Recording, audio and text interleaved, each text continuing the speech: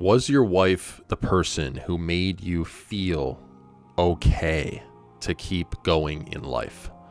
The person who made you feel like you could wake up, go to work, face the world because you knew she loved you. And when you came home after a long day, she was the one who comforted you, nurtured you, and made everything feel okay. And if that was the role she played in your life, then without realizing it, you may have placed your wife in your God spot. And when that relationship ends, it can feel like something inside of you collapses. Because you didn't just lose a marriage, you lost the person who made you feel like you could keep going. When a wife ends up in that position, it might feel like love on the surface, but underneath it becomes something else. It becomes a prison for you, a prison for her.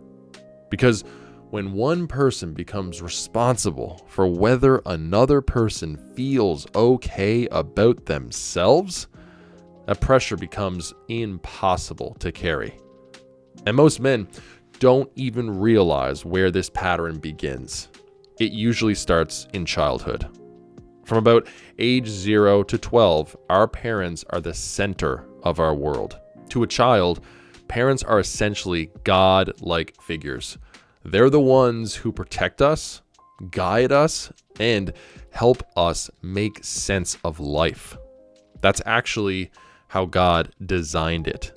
Parents temporarily stand in as caretakers while a child grows into adulthood.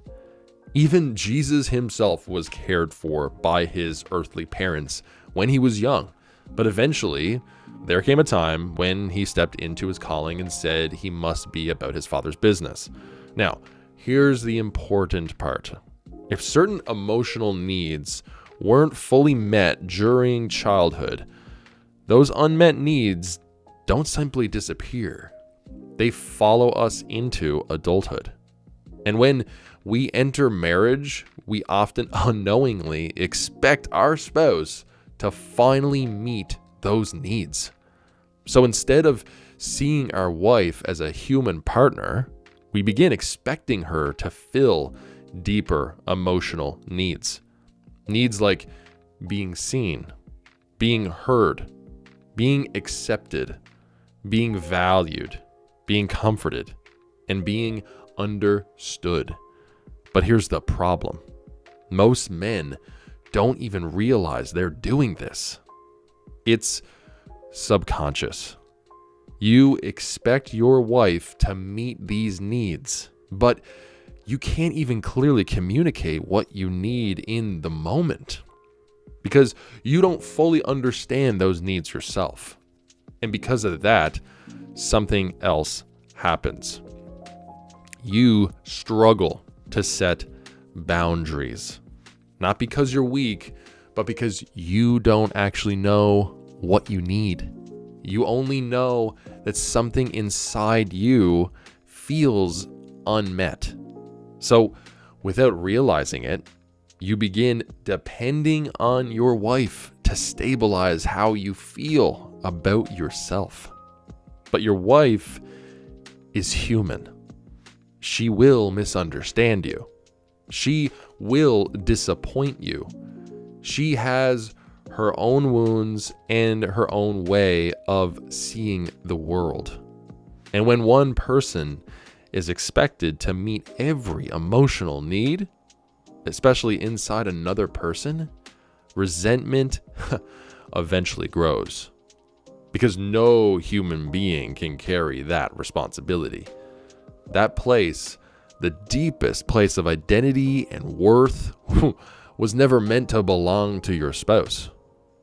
It was meant to belong to God.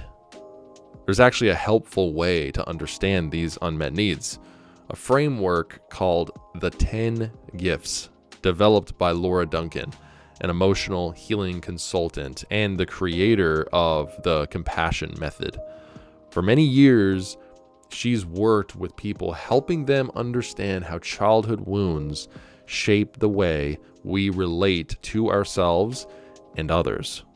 And one of the things she identified are what she calls the 10 gifts, core emotional needs every child is meant to receive while growing up. Those gifts are to be seen, to be heard, to be valued, to be protected, to be taught, to be accepted, to be shown affection, to be played with, to feel that you are enough, and to be provided for.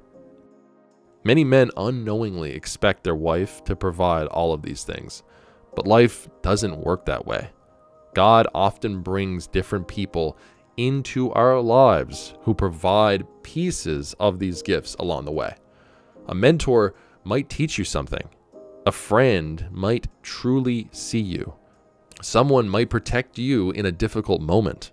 A stranger might say something that reminds you of your worth. Through those moments, parts of us begin to heal, and we begin realizing something deeper. The identity we were searching for in another person was meant to be grounded in God all along. The real rebuilding after divorce begins when a man starts asking a different question. Not, why didn't my wife give me what I needed?